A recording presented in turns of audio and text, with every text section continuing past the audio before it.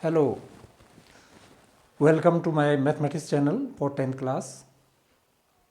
अभी हम आपको रियल नंबर्स के तहत कुछ डेफिनेशंस, कुछ टर्म्स, कुछ कॉन्सेप्ट्स बताने जा रहे हैं, जो कि हैं सबसे पहले है prime numbers, then composite numbers, then unique number, then co primes, fundamental theorem of arithmetic, HCF and LCM. उसके बाद कुछ डिविजिबिलिटी टेस्ट आपको बताएंगे। फिर आपको बताएंगे कि जो दो नंबर्स हैं, दो पॉजिटिव इंटीजर्स हैं, उनका एलसीएम एंड एचसीएफ का प्रोडक्ट उतना ही होगा जितना कि उन दोनों नंबर्स का प्रोडक्ट होगा। सबसे पहले प्राइम नंबर्स पे आते हैं।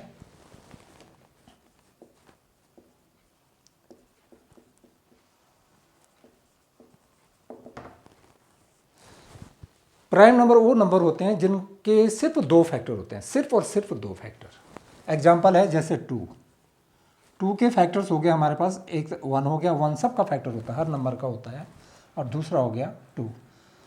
नेक्स्ट टू टू जो अगला प्राइम नंबर है दैट इज़ थ्री। तो थ्री के भी फैक्टर आपको पता है कि वन एंड थ्री। और इस तरह से हम देखते हैं कि प्राइम नंबर्स जो है they are infinitely many in number. Three के बाद नेक्स्ट प्राइम नंबर होगा five, then seven, then 11, then 13, then 17 and so on. Prime number के बाद कंपोजिट नंबर।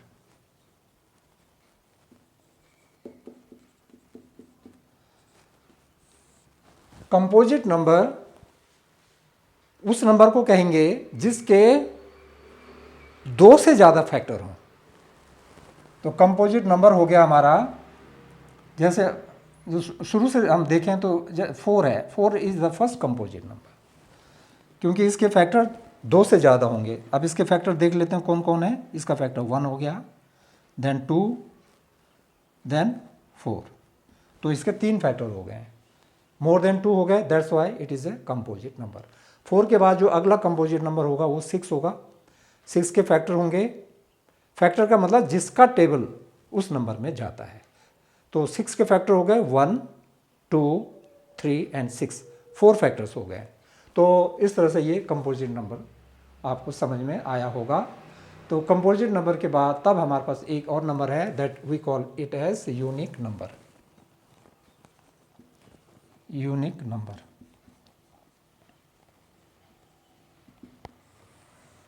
यूनिक नंबर उस नंबर को कहेंगे जिसका सिर्फ एक फैक्टर होता है और वो नंबर है भी एक ही, क्योंकि composite number infinitely many, prime number भी इनफाइनाइटली मैनी है, लेकिन यूनिक नंबर सिर्फ एक ही है एंड दैट इज़ वन। और इसका फैक्टर सिर्फ एक ही है, यानी इटसेल्फ वन।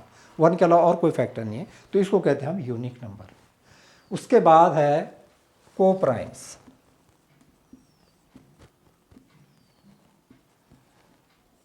को प्राइम्स उन नंबर्स को कहेंगे जिनमें वन के अलावा कुछ भी कॉमन नहीं है, यानी कि जिनका कॉमन फैक्टर एक के अलावा और कोई कॉमन फैक्टर जिनका है नहीं।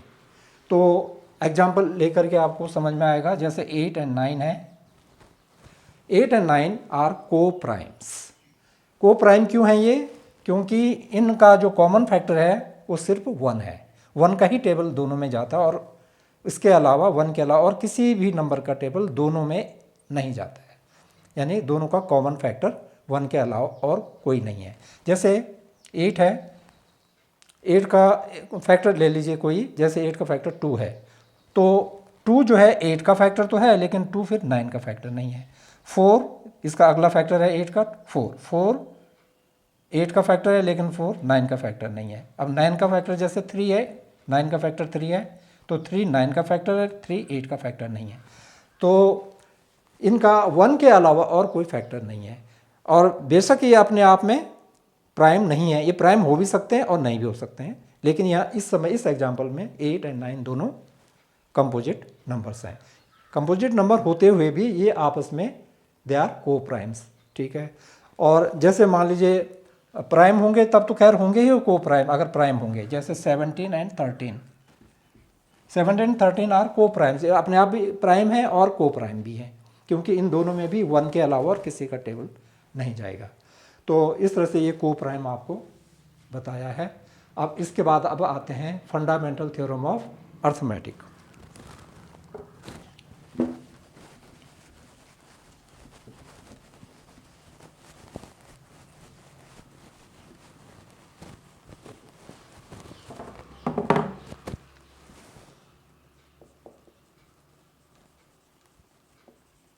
Fundamental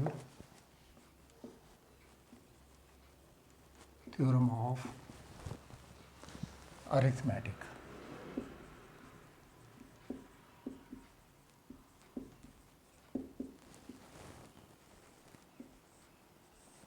fundamental theorem of arithmetic का स्टेटमेंट मैं आपको बताता हूं। इसका स्टेटमेंट है every composite number, composite number जैसे भी आपको बताया था मैंने, अभी बताया 8 जो है कंपोजिट नंबर है, 4 कंपोजिट नंबर है, 6 कंपोजिट नंबर है, 10, 15, 20, यानी कि जिसके मोर देन 2 फैक्टर्स होते हैं, that is called a composite number. तो कहता है every composite number can be expressed as a product of primes, ठीक है, in a unique way apart from the order in which the primes occur, these prime factors occur. तो ये तो इसका statement है। इसके स्टेटमेंट को मैं आपको एग्जांपल से समझा देता हूँ। मान लीजिए आपके पास कोई कंपोजिट नंबर है, let us take 60 composite number है। अब 60 को एक्सप्रेस करने के लिए हमको सबसे पहले देखना है कि क्या हमारे पास प्राइम नंबर्स उपलब्ध हैं जिनको अगर हम आपस में मल्टीप्लाई करें तो 60 आ जाए। क्या ऐसा करना पॉसिबल है? तो ये फंडामेंटल थ्योरम ऑफ अरिथमेटिक कहती है यस, ये हमेशा ही पॉसिबल है, सिर्फ 60 के केस में ही नहीं बल्कि हर कंपोजिट नंबर के लिए। जैसे 60 के केस में हम देख लेते हैं तो 60 can be expressed as 2 into 2, 2 टू जा 4, 3 जा 12, 5 जा 60। और आप इसको इस ढंग से लिखने के लिए जो आपका जो तरीका है वो क्या है कि आप 60 को लिखते हैं, फिर इसको 2 से डिवाइड करते हैं, फिर किसी भी प्राइम से मतलब डिवाइड करते हैं, चाहे 2 से, चाहे 3 से, चाहे 5 से, किसी से ले सकते हैं आप 15, और फिर ये हो गया 3 5 जा 15। इस तरह से आप लिखते हैं और यही आपने यहाँ पे ये लिख दिया है। तो फंडामेंटल थ्योरम ऑफ अरिथमेटिक के अकॉर्डिंग क्या है कि किसी भी कंपोजिट नंबर को सबसे पहले तो यह है कि can be expressed in terms of prime numbers as a product of prime numbers. तो प्राइम नंबर्स के प्रोडक्ट के टर्म में हमने इसको 60 को लिख दिया। ये सब प्राइम है, 2, 2, 3 एंड 5, ठीक है। फिर वो कहता है आगे इन अ यूनिक वे। तो ये यूनिक वे जो है ये इंपॉर्टेंट है, क्योंकि आपको 60 को अगर इसके प्राइम फैक्टर्स के टर्म में एक्सप्रेस करना है तो सिर्फ और सिर्फ यूनिक वे का मतलब हो गया कि सिर्फ और सिर्फ यही प्राइम नंबर्स इसमें अपेयर होंगे। 2 और वो भी जैसे 2 टाइम्स है तो 2 टाइम्स ही ये अपेयर होगा, देन 3 देन 5। इसके अलावा प्राइम नंबर तो और भी हैं, 7 है, जैसे 11 है, वो इसमें अपेयर नहीं होंगे, आ ही नहीं सकते हैं। और ये इसमें अपार्ट फ्रॉम, ये एक पॉइंट उसने एक और इसमें स्टेटमेंट जोड़ा है, apart from the order in which the primes occur, ठीक है। तो किस ऑर्डर में अभी ये अपेयर हो रहे हैं? 2, फिर 2, फिर 3, फिर 5। तो अगर आप थोड़ा सा ऑर्डर चेंज कर दें तो इसमें आपको लगेगा कि ये थोड़ा सा जो है थोड़ा डिफरेंट हो गया। जैसे 2 इंटू 3 इंटू 5 इंटू 2 आपने कर दिया, तो इसमें थोड़ा आपने ऑर्डर चेंज किया, ये 2 यहाँ से हटा के लास्ट में डाल दिया, लेकिन रहेंगे तो ये वही प्राइम जो यहाँ थे, जो एक बार मतलब फिक्स हो गए वही रहेंगे। चाहे आप इसको ऑर्डर को आगे पीछे भी करके लिखना चाहें तो वो आप लिख सकते हैं। तो apart from the order in which the primes occur. तो अब ये ऑर्डर आपने सिर्फ प्राइम नंबर का जो है वो ऑर्डर चेंज कर सकते हैं आप, और बाकी प्राइम नंबर्स को नहीं चेंज कर सकते आप। जो प्राइम नंबर जो अपेयर हो रहे हैं वही अपेयर होंगे।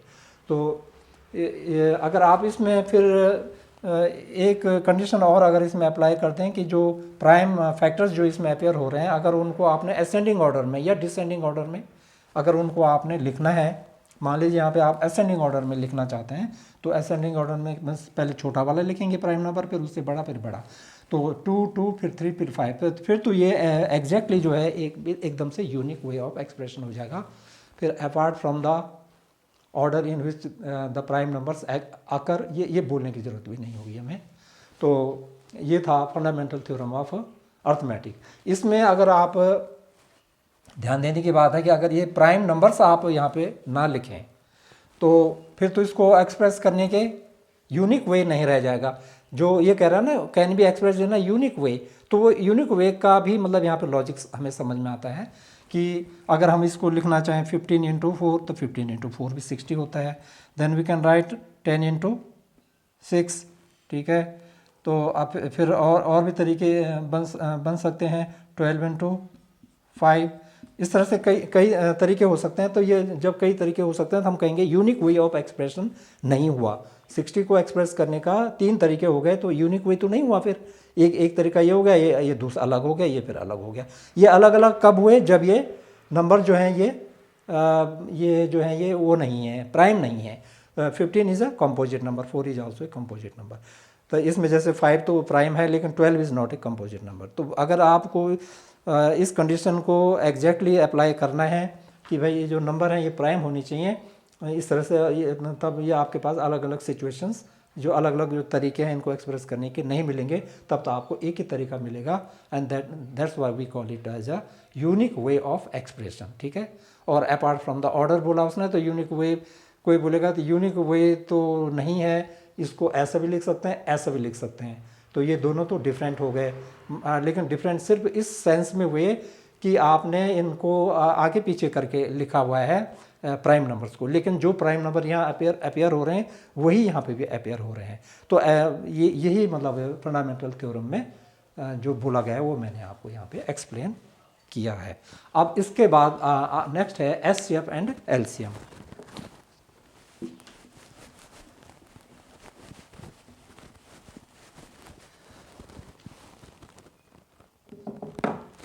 HCF and LCM।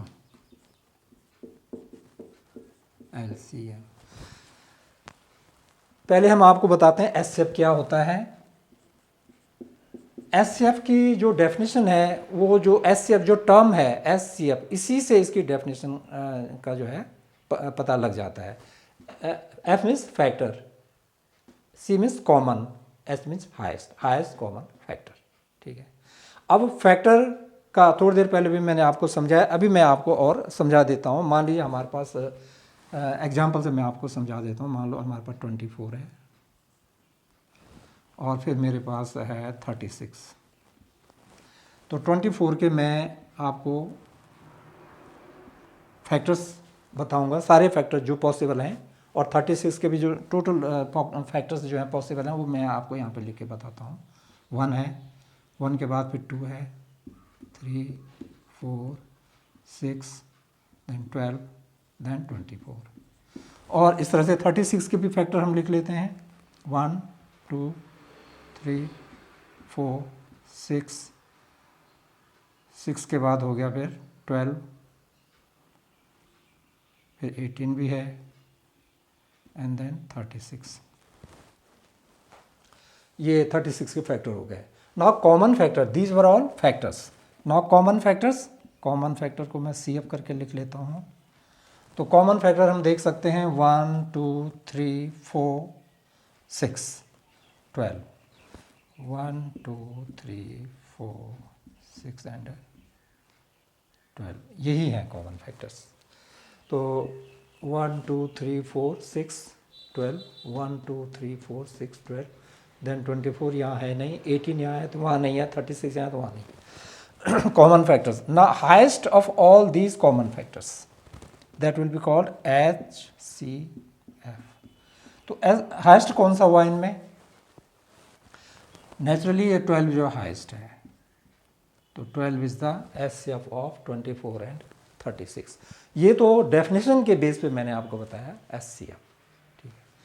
और अभी हम इसी समय आपको LCM का भी मीनिंग समझा देते हैं। तो LCM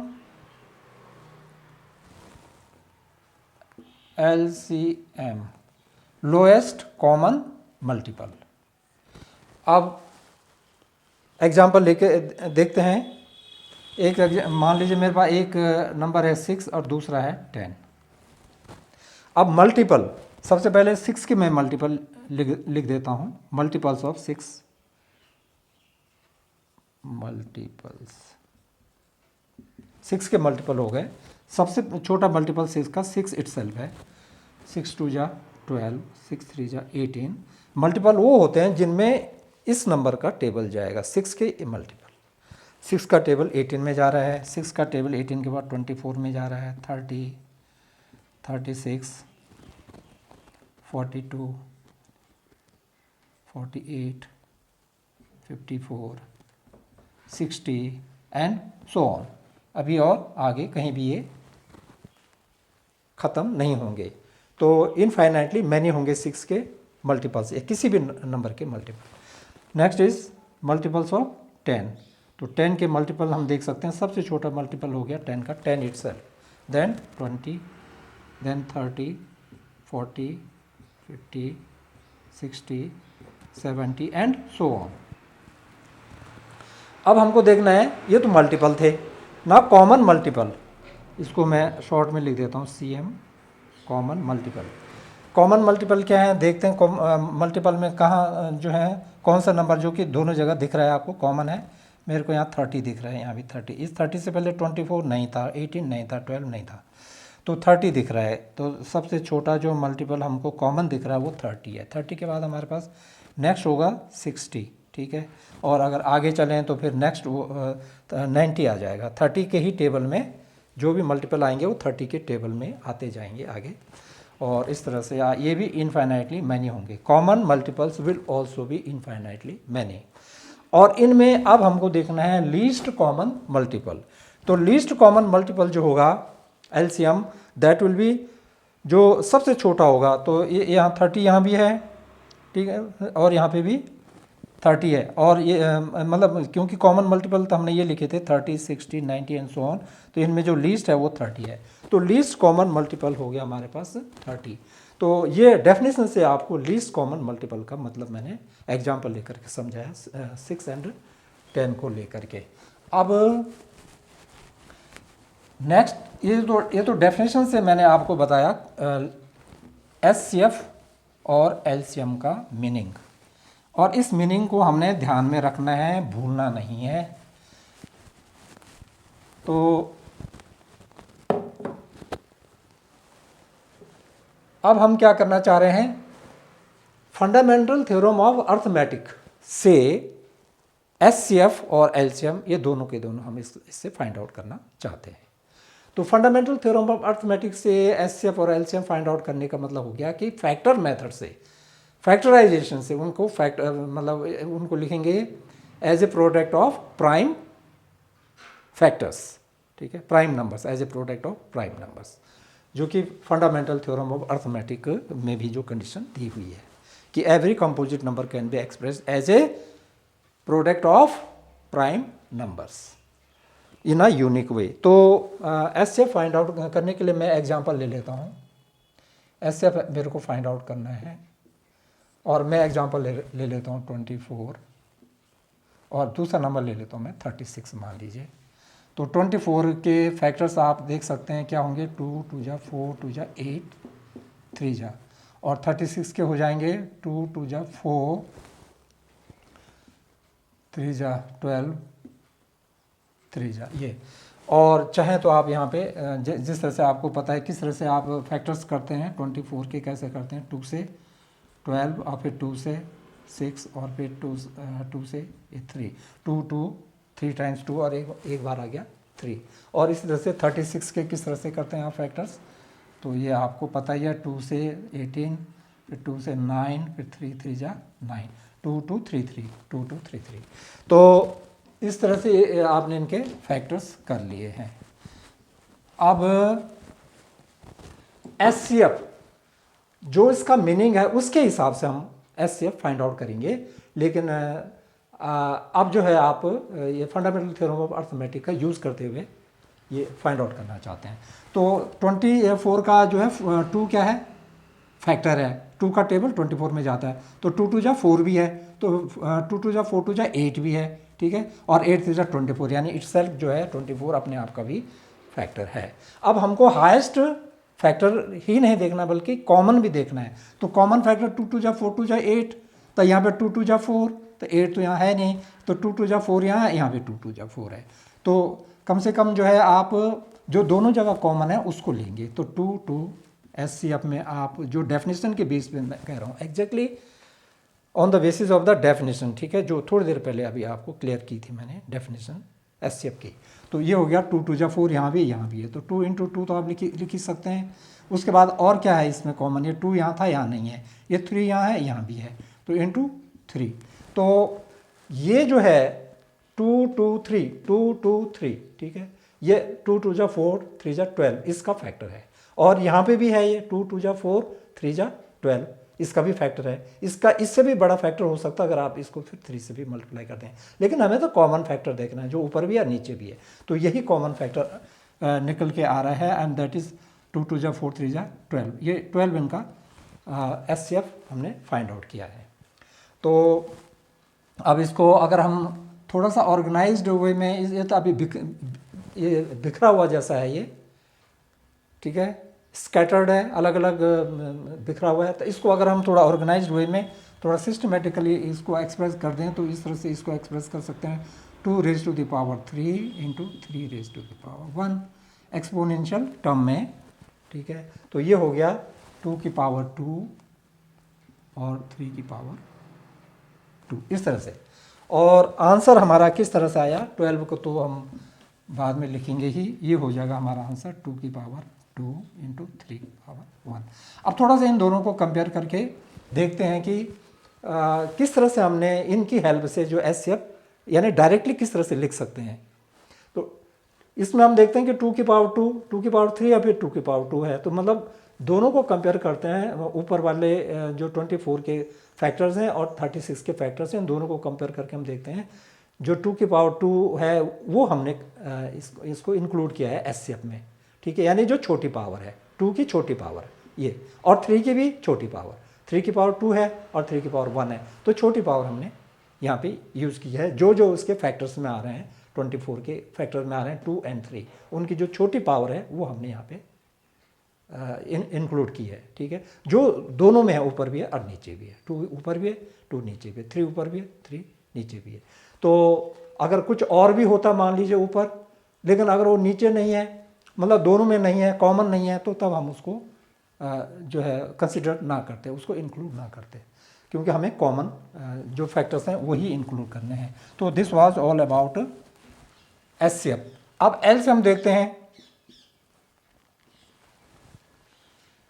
LCM में क्या करेंगे हम, LCM तो मल्टीपल है, तो मल्टीपल का मतलब ये हो गया कि 24 का मल्टीपल होना चाहिए, 24 का मल्टीपल होना चाहिए, तो ये पूरे के पूरे आने चाहिए, या ये कह लो कि 36 का मल्टीपल होना चाहिए, तो ये पूरा पूरा जो है सबसे छोटा 36 का मल्टीपल यही बनाएगा, यानी 2 × 2 × 3 × 3 बनाएगा, यानी कि 36 बनाएगा। तो चाहे आप पूरा का पूरा इसको एक बार ले लीजिए, चाहे इसको ले लीजिए, मान लो मैं इसको ले रहा हूँ, तो LCM में कम से कम ये तो आएगा ही 2 × 2 × 2 × 3, क्योंकि 24 का भी टेबल उसमें जाना चाहिए। तो 24 का टेबल जाने के लिए जिस नंबर में 24 का टेबल जाएगा वो कम से कम 24 तो होगा ही। इसका मतलब इसको तो हम पूरे को छोड़ नहीं सकते, तो पूरा हमको लिखना ही पड़ेगा। अब इसका भी टेबल जाना चाहिए, तो इसका भी टेबल, इसका टेबल किस में जाएगा, इसका टेबल उसमें जाएगा जिसमें ये अपेयर हो रहे होंगे 2 × 2, तो 2 × 2 यहाँ अपेयर हो ही रहा है, तो यहाँ तक तो 36 का टेबल इसमें भी जाएगा, ये जो आपने लिखा है, क्योंकि इसमें 2 × 2 अपेयर हो रहा है। अब आगे देखते हैं, इसमें 3 है, यस ये 3 यहाँ पे भी अपेयर हो रहा है, फिर एक 3 और है यहाँ पे, तो वो यहाँ है नहीं। तो जब है नहीं तो क्योंकि 36 का टेबल उसमें जाना चाहिए, ये कंपलसरी है क्योंकि कॉमन मल्टीपल है ये। तो ये इसका मतलब हमको एक 3 और यहाँ इसमें इंक्लूड करना पड़ेगा, ये वाला 3, ये कॉमन हो गया, और ये वाला 3 और इसमें इंक्लूड करना पड़ेगा। अब ये जो आपके पास फैक्टर्स आए हैं इसमें 24 के भी ये सब इंक्लूड हो गए हैं, 2 2 2 3 2 2 2 3 और 36 के भी सब इंक्लूड हो गए 2 2 3 3 2 2 3 3 और मिनिमम है ये, क्योंकि अगर इन सबको भी लिख दें, इन सबको भी लिख दें तो तब तो 1 2 3 4 5 टाइम तो 2 ही आ जाएगा। तो यहाँ पे तो 5 टाइम नहीं चाहिए हमें 2, क्योंकि हमें लीस्ट कॉमन मल्टीपल चाहिए। तो लीस्ट का मतलब हमें एक्स्ट्रा नहीं इसमें इंक्लूड करवाना कोई भी फैक्टर। तो इस तरह से ये आ गया। और इसको अगर एक्सपोनेंशियल टर्म में लिखें तो ये हो गया 2 की पावर 3 इंटू 3 की पावर 2। तो ये एलसीएम हमारा इस तरह से आ जाएगा। और ये होगा वैसे किसके इक्वल 2 2 जा 4 2 जा 8, ठीक है, और 3 3 जा 9, तो 8 9 जा 72। 72 जो है ये हमारा बनेगा, चाहे इससे देख लीजिए चाहे इस तरह से देख लीजिए, तो 72। और इसको इस तरह से हम आप जब एक्सप्रेस करते हैं तो फिर इससे ये जो इसके फैक्टर्स हैं यहाँ से कंपेयर करके देखो कि एसएफ निकलने का क्या तरीका बना। आपने ये इसके फैक्टर किए, इसको इस तरह ऑर्गेनाइज तरीके से एक्सपोनेंशियल फॉर्म में लिख करके इस तरह से लिखा। अब इसको देख करके एचसीएफ किस तरह से निकला, 2 की पावर एचसीएफ ने एलसीएम किस तरह से निकला, 2 की पावर जो सबसे बड़ी पावर है 2 की पावर 3, तो ये आपने यहाँ पे नोट किए। और फिर दूसरा जो था आपके पास प्राइम नंबर वो था 3, तो 3 की पावर 2 यानी जो मैक्सिमम पावर है वही आपने इसमें इंक्लूड की। एचसीएफ में तो मिनिमम पावर ये 2 की पावर 2 ली, जो इन दोनों में जो कम से कम था, और इन दोनों में जो कम से कम था 3 की पावर 1। और एलसीएम फाइंड आउट करने में जो मैक्सिमम पावर है वो आपने इसमें इंक्लूड की है।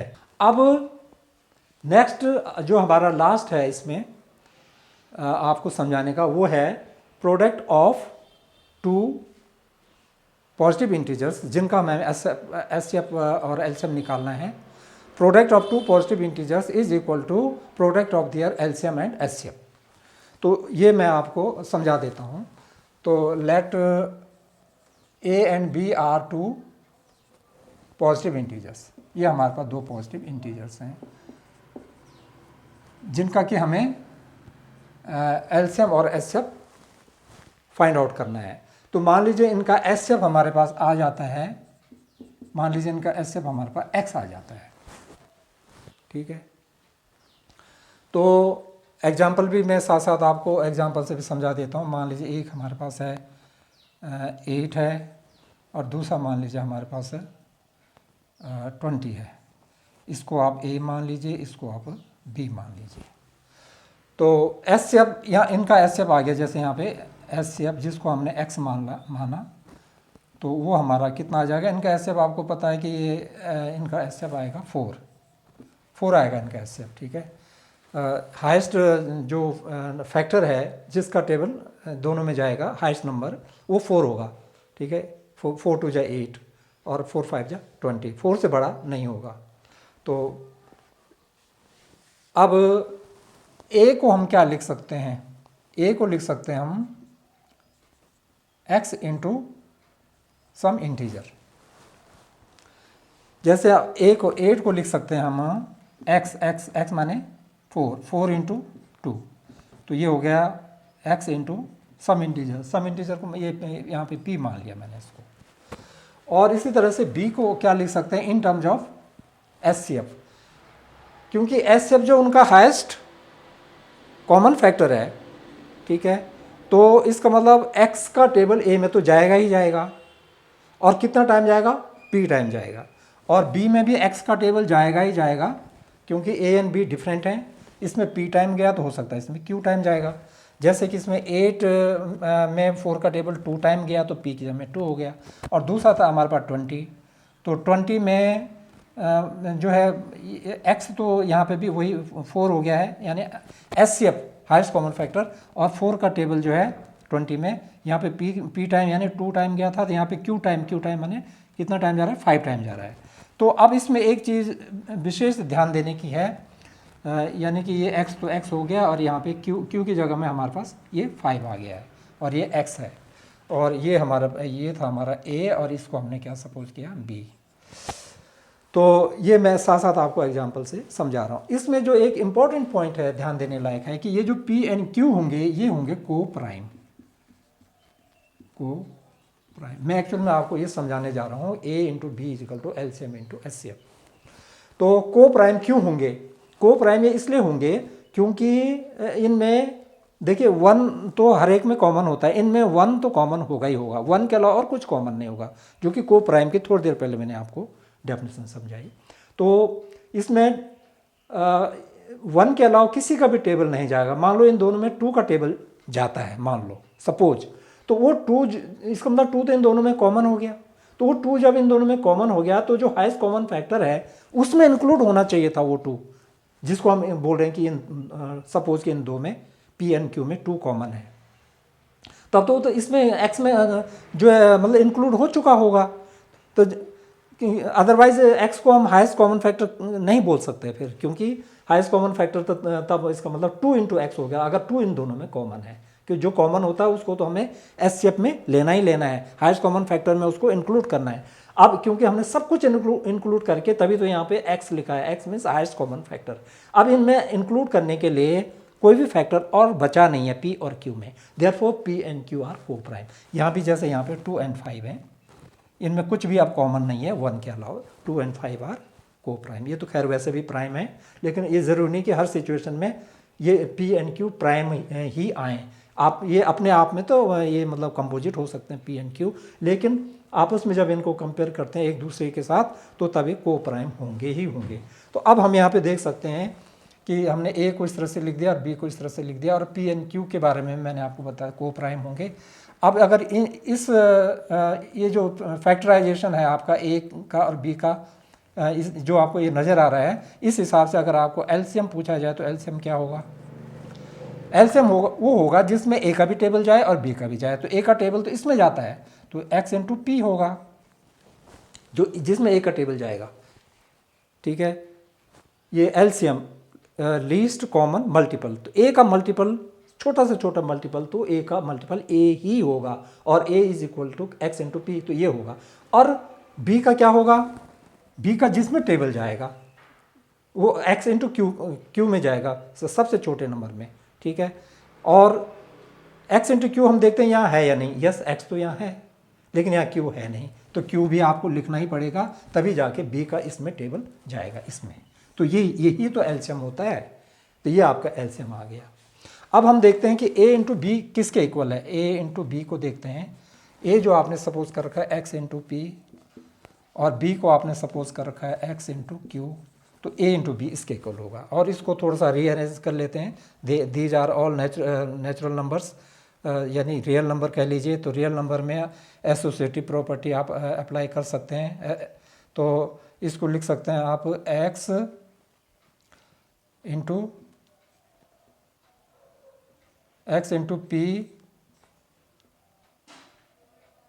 इंटू क्यू भी लिख सकते हैं, और फिर इसके बाद आपके पास एक एक्स और यहाँ बच गया है।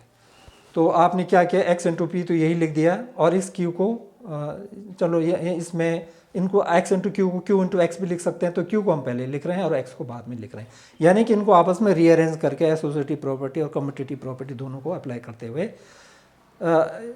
इसको, इस वाली लाइन को ऐसा भी लिख सकते हैं हम, एक्स इंटू पी इंटू ये क्यू इंटू ये एक्स, वही है। तो अब इस पे अगर हम गौर करें तो ये क्या हुआ, x into P into Q क्या हुआ, ये एलसीएम हुआ। LCM x into P into Q, ये हो गया एलसीएम, और ये हो गया आपका एक्स जो है आपने सपोज किया हुआ था एचसीएफ, ये तो ये हो गया आपका एचसीएफ।